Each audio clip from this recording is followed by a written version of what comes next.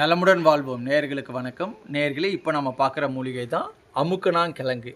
இந்த அமுக்கணாங்கிழங்கு மூலிகையினுடைய செடி இப்படி தாங்க இருக்கும். இதனுடைய பூக்கள் பாருங்கள், இப்படி தான் இருக்கும். இதில் எது மருத்துவ குணம் கொண்டவைன்னா, இதனுடைய கிழங்குகள் தாங்க மருத்துவ குணம் கொண்டவை. இதனுடைய கிழங்குகளை அப்படியே நாம் உணவாக பயன்படுத்த முடியாதுங்க. இதை சுத்தி செஞ்சு பயன்படுத்தலாங்க. இது நாட்டு மருந்து கடைகளில் பவுடர் அமுக்கணாங்கிழங்கு சூரணம் நாட்டு மருந்து கடையில் நமக்கு பவுடராக கிடைக்குங்க.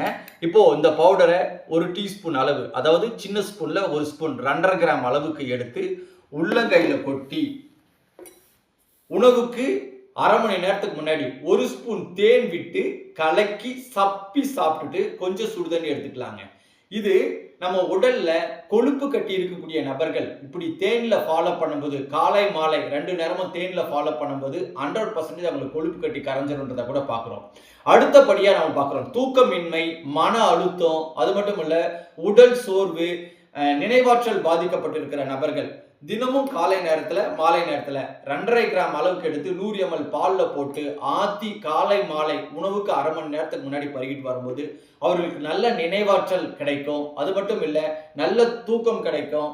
அதே போல் அவங்களுக்கு பார்க்குறோம் மன அழுத்தம் நீங்கி மன அமைதி கிடைக்கும் அப்படிங்கிறத கூட பார்க்குறோம். இதை யாரெல்லாம் உபயோகப்படுத்தக்கூடாது அப்படின்னு சொல்லி பார்க்கும்போது, கல்லீரல் பிரச்சனை இருக்கக்கூடிய நபர்கள் கண்டிப்பா இதை பயன்படுத்தக்கூடாதுங்க. அதே போல நாம பார்க்கிறோம் தைராய்டு பிரச்சனை இருக்கக்கூடிய நபர்கள் பயன்படுத்தக்கூடாதுங்க. வயிற்றுல அல்சர் பிரச்சனையோ அல்லது வயிற்று புண்ணோ இருக்கக்கூடிய நபர்கள் இதை உபயோகப்படுத்தக்கூடாது. இந்த மாதிரி பார்த்தீங்கன்னா இதை உபயோகப்படுத்துறதுக்கு முன்னாடி நீங்க ஒரு மருத்துவருடைய ஆலோசனையின்படி எடுப்பது மிகச்சிறந்தது அப்படிங்கிறத கூட பார்க்கிறோம்.